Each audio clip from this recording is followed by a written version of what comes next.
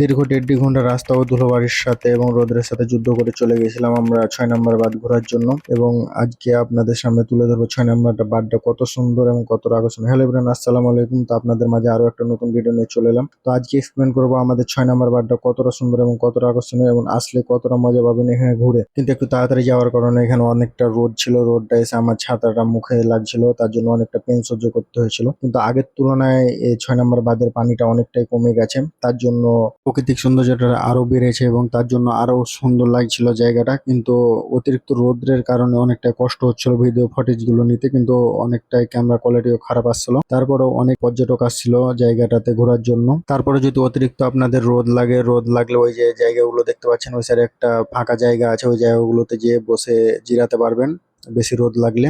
অনেকটাই ওখানে ঠান্ডা আবহাওয়া।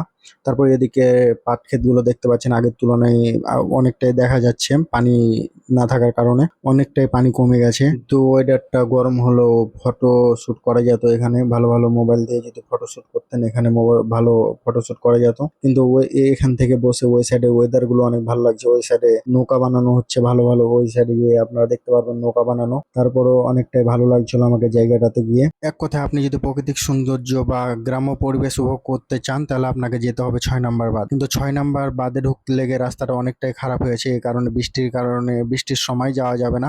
বৃষ্টি ছাড়া যখন বৃষ্টি হবে না সে সময় আপনারা এই জায়গাতে ঘুরতে যাবেন। কিন্তু আপনাদের ঘুরতে গেলে ৫টা থেকে ৫:৩০টার মধ্যে ঘুরতে যাবেন, তাহলে প্রাকৃতিক সৌন্দর্যটা উপভোগ করতে পারবেন এবং ওয়েদারটাও সে সময় অনেকটাই ভালো থাকে। সেই সময় যদি আপনি যে ফটো তুলেন কিংবা ভিডিও বানান, ভিডিও কোয়ালিটিটাও অনেকটাই ভালো আসবে। তাই আমি সাজেস্ট করবো আপনারাও ফ্যামিলি বা ফ্রেন্ড সার্কেল নিয়ে ৬ নাম্বার বাঁধটা একবার ঘুরে দেখে আসতে পারেন। অনেকটাই সুন্দর এবং অনেকটা আকর্ষণীয়। এটি আমাদের চাঁপাইনবাবগঞ্জের সব থেকে বিখ্যাত এবং ভাইরাল প্লেস ৬ নাম্বার বাঁধ। তো আপনারাও ঘুরে আসতে পারেন।